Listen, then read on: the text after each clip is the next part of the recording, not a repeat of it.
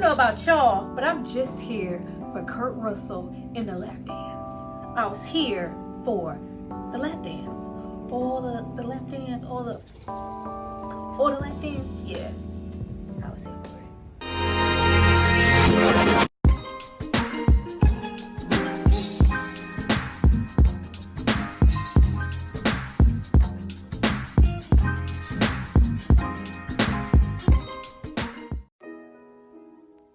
Hi you guys, welcome back to my channel. It's Tyra here with another struggle review, here to discuss Death Proof. Now this movie is from 2007. It stars Kurt Russell, Rosario Dawson, just a plethora of women, you know, dying. Now before I get into why this is one of my favorite Quentin Tarantino's films and why it's really one of his more underrated, appreciated films at the same time, I need you guys to drop down and subscribe to my channel and like this video. We're going to give you guys a moment to do that, and then we're going to come back and discuss all things Stuntman Mike. Stuntman Mike was out here killing everybody and getting such pleasure out of it. You know, that is until he rolled up on the wrong ones and they got into that ass. You know the scene where Rosario lifts that whole leg up and just drops it down on his face? Satisfaction. Go back.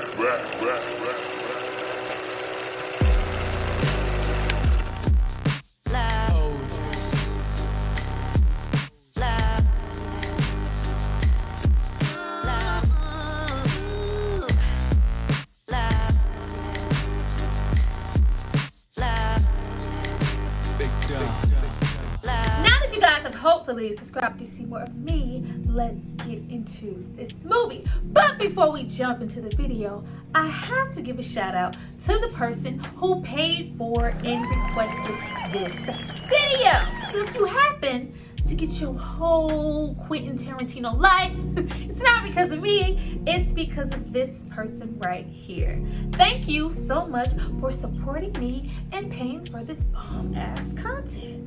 Now, getting into the movie, this was Quentin Tarantino's baby. A film that he was very, very proud of and couldn't wait to release. But sadly, it did very poorly at the box office and he just lost all hope. Not much unlike Jackie Brown, when Quentin Tarantino decided to pay homage to subgenres that he loves the most, you know, B movies, blaxploitation movies, you know, all that 70s ooey gooey goodness.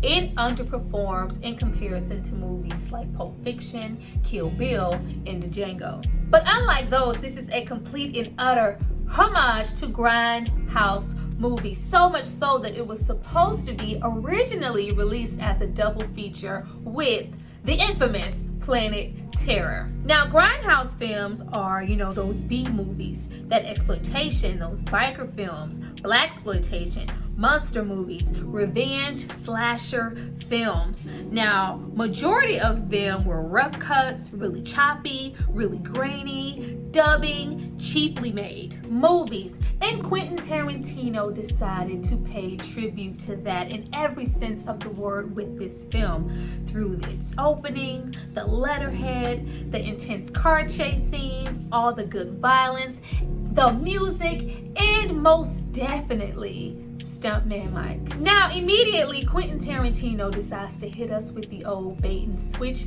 getting us really invested in three beautiful women just to kill them off. DJ Jungle Julia and her girlfriends have a very small agenda for this weekend. Drink, smoke, bar hop, be with the girls, stay clear of men, and just relax. All but Butterfly, who has been put on the spot by DJ Julia on her radio station of all places to spice up her dating life or lack thereof. The first guy to walk up to her and say a certain poem, call her Butterfly, buy her a drink, she has an obligation to give this man a lap dance. Now, it's these moments in the film that we really see those grindhouse aesthetics on full display, and they're really well used here.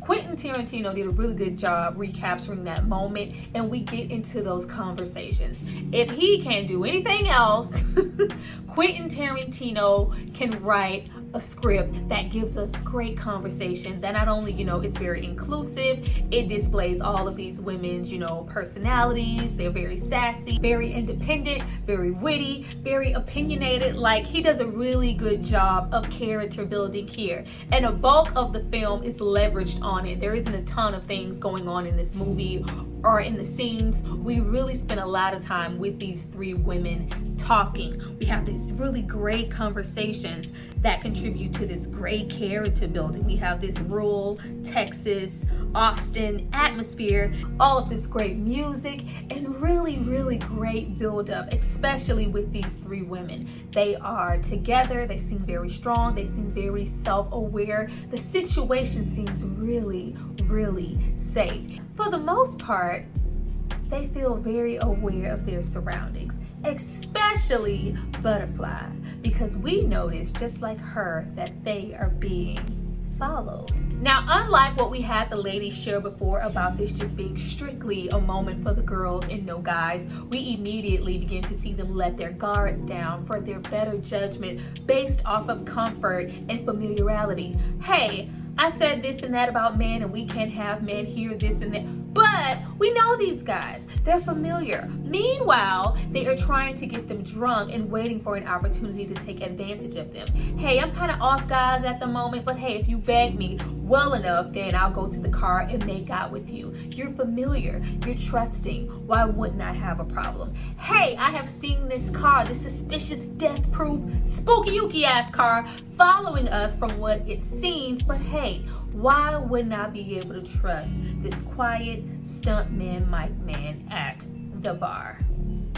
Now, when stuntman Mike gets here, it lets us know, as women in general, you can't trust nobody, not even the people sitting next to you or the oh so quiet man with the giant scar across his face at the bar.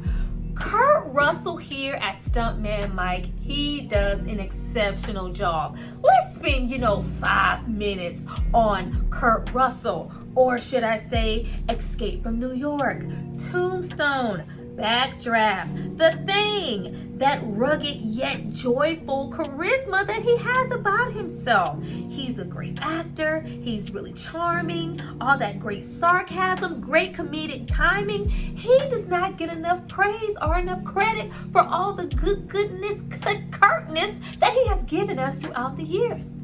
Thank you, Kurt Russell. I love how everything about him here as a character is used as a mechanism later to cover up his murders. Like, the shit was crafted so well. We're not curious about the look of his car. He's an ex-stuntman. He's a little weird, but the people in the bar seem to know him. He must be safe. He's funny. He's charming. He's a gentleman. He buys us drinks, but he doesn't drink. He even offers Pam, aka Rose McGowan, who is literally a blonde in this movie, a ride. What could go wrong? I'll tell you what can go wrong right after this lap dance. She wears a red bandana, plays a cool piano, and a honky tonk. Let's talk about the lap dance in those little khaki shorts. Like, the lap dance here was everything. This is probably like low-key my favorite scene, and not just the lap dance in itself, but just the scenario leading up to it and how he kind of coerces her to just the power of the words and the minds. It's like, you know what, if you don't dance, I'm gonna put you in my little black book. Like, low-key, are you chicken? Like, you said you might do it. Like, there's so much evidence here that he's following you, sis. You sat there and had enough forethought to go, hey, I feel like I've seen you too much. You're following us. And he literally gaslights her to give him a lap dance. You can't be trusting nobody. Fucking flip-flops all on the floor. Girl, first of all, you gotta do that shit. But don't do that shit. But I just love it. Not even just that, but personally, Quentin Tarantino has his little obsession with feet. But I love how he kind of sexualizes but still captures the female form at the same time. You see it very much so in this movie. And the lap dance here was very reminiscent to the vibes that I felt in his other film, Dusk Before Dawn. Like, it just gives me those Salma Hayek vibes, Watching her eyes slowly. What's only after dun, dun, dun, dun, dun, dun, dun, dun, find myself in a room. I feel the fever of my doom, falling through the floor. I'm knocking on the devil's door, yeah.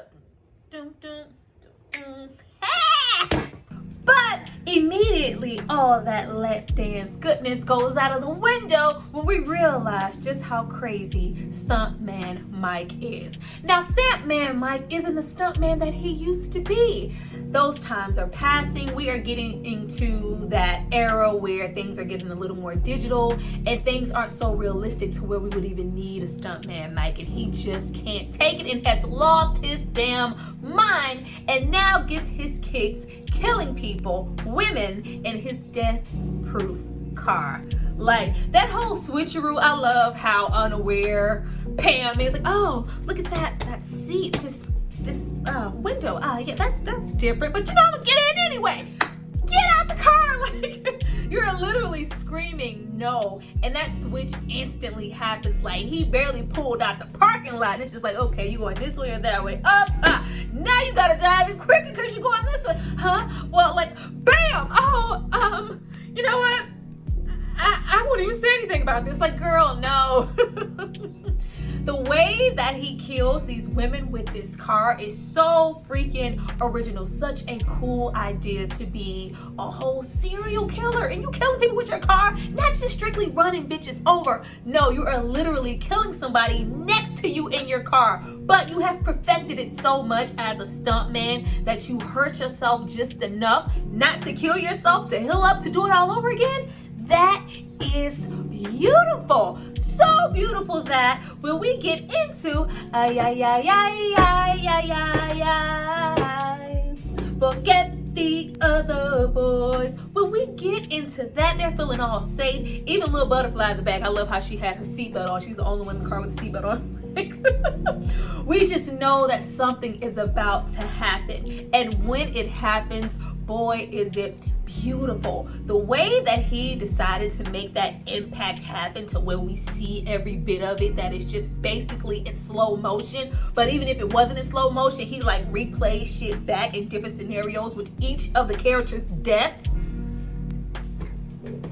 It is, it's good goddamn shooting. Like, when you see shorty, Sidney Poitier's daughter, who's in the movie, and who did great here, I wish she got more work, but her whole leg just flaps and flies the fuck off. And even little mama in the back, you see her hold the whole tire just go sloom over her face, and we decide to impact that shit 3, 4, 5 times just so we got the point and just saw how beautiful it was, even though it was drop dead ass murder. Why y'all didn't appreciate this when it came out? Now, after we leave that little interlude of the ridiculously awesome Planet Terror, I love how we have the sheriff just blatant ass connect the dots. Like, oh yeah, you see he's did this and he didn't drink to make sure the women wasn't intoxicated and he's healing up, and I think he did it on purpose. I could put this whole thing together. This is whole drop dead ass murder. But you know what? I really ain't got time to be putting 2 and 2 together. You know how much paperwork that is? You know what? As soon as his ass wakes up, whatever he does, as long as he doesn't do it here in Texas, I don't give a damn. We get into a brand new, all healed up stuntman, so eager to do it all over again, following yet another group of friends in anticipation to murder them. But unlike our previous girls, he is clearly barking up the wrong tree. Now, we do spend a bulk of time just setting it up to make them seem vulnerable and really, really unaware. Like, he's literally caressing feet and shit, stalking, just being and it really seems to go unnoticed. But we find out very much so these women are quite different. Not only aren't these women super vulnerable, but they are badass. We meet Zoe, who is literally playing herself because she is an actual real life stunt woman. We have Tracie Thoms here, who I just know from having a beautiful voice from movies like Rent. She is a downright nigga ass cursing up a storm badass here named Kim. We have Rosario here, who is, you know, a dopey, oh, the boyfriend, I'm holding out on sex, blah, blah, blah, makeup artist Abby, and we have a young cheerleader outfit wearing ass Lee. Why? Because she can, who is an up-and-coming actress. Now, once we get towards this part of the movie, which is really towards the end, I don't feel like the dialogue is as strong. It's still really, really good, but I prefer the dialogue in the beginning and the character building in the beginning. It's really rushed with these women, as it should be, because we spent a lot of time building those three women in the beginning.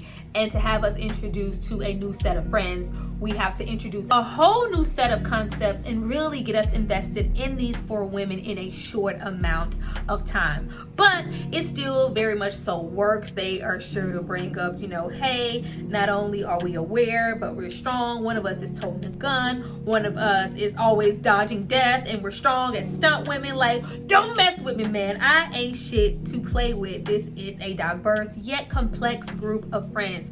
We also make sure that we put that homage in there. There's a lot of talk of, you know, those 60s and 70s muscle cars, and we have Zoe mentioned Vantage Point, which is a really huge film from that time, and it's really infamous and powerful for its long ass intense chase scene. If you haven't seen the Vantage Point chase scene, go check it out. Just check out the movie in general. Now, we really do grow to like these characters considering the amount of time that we do actually spend with them, but the dialogue is just not as strong, especially when we have Kim. Oh, a nigga. I mean, it's cute or whatever, but it didn't hit as hard as those first three ladies that we met to make us really feel for them when the incident actually occurs.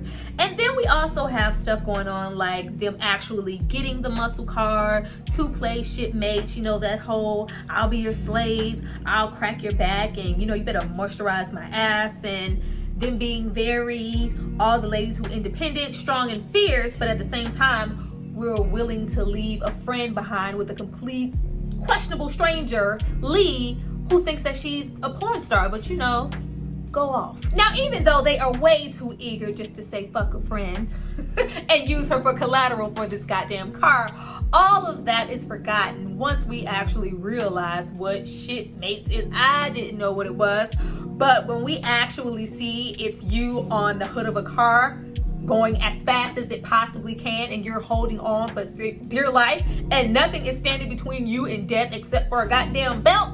Oh, okay. It is very, very intense, and it's really a good time, and you just get to see the type of women that they are. They are really risky, they're ambitious, they're crazy, they're adventurous. In that very long, intense chase scene, you are really fearing for these women in their lives, the bump in the car, all the pleasure that stuntman Mike is taking out of it. Like, it is really, really good to watch. Tarantino finds moments and opportunities to really pay tribute to GrindHouse, not just with that car chase scene, not just with the violence. We also have a revenge story. We also have the stunt work, just the damage that's being done to those two cars. We don't get scenes like that anymore. Everything is real. The chase, them going all the way up. Nothing, you know, seemed to be on the damn track. No, this is pure filmmaking. He's taking it all the way back to where we were using the most minimal of minimal things to give you a really true, authentic product. It's no digitized, nothing going on here, and it is a sight to see. All the way to the very end, and that's kicking your ass. When they kick his ass, when they finally trap him down, and the joy that they begin to take in the chase, like, oh, you came after us, now we're coming back even harder. And you just see him broken down, and he's like, oh, please, I'm sorry, I didn't mean it. Oh, like, what, excuse me? You just tried to run us down. The whole pipe situation, dragging him out the car, it's just like, how far are they going to take this? Like, no, we're not only kicking ass, we're here to kill you. Like, that whole scene, the little whop, whop, whop, the whole back and forth, all the way down into the drop kick of smashing his fucking brains in, and then it ends like a Super Mario game, like, hey! Like, the end, it is just so simplistic, and I just love it. Like, and it's really sad that, from my understanding, we won't be getting very much Quentin Tarantino in a little bit. He's just pretty much done because his style of filmmaking, he just feels like, you know, it's not appreciated anymore. Everything is rushed, everything is fake, really digital. There isn't any meat and potatoes in these films anymore. We should have appreciated this when it came out. She plays a red banana and Louisiana. Well, you guys, that was my review for Death Proof. I hope you enjoyed it. Please drop down and comment. I love how you guys come view and don't comment and don't like it doesn't matter. That shit matters. You want me to be seen, don't you? You want us to be great? Comment and like under these videos. I hope you guys enjoyed it. I look forward to reading your comments. I'll see you guys next time. Bye.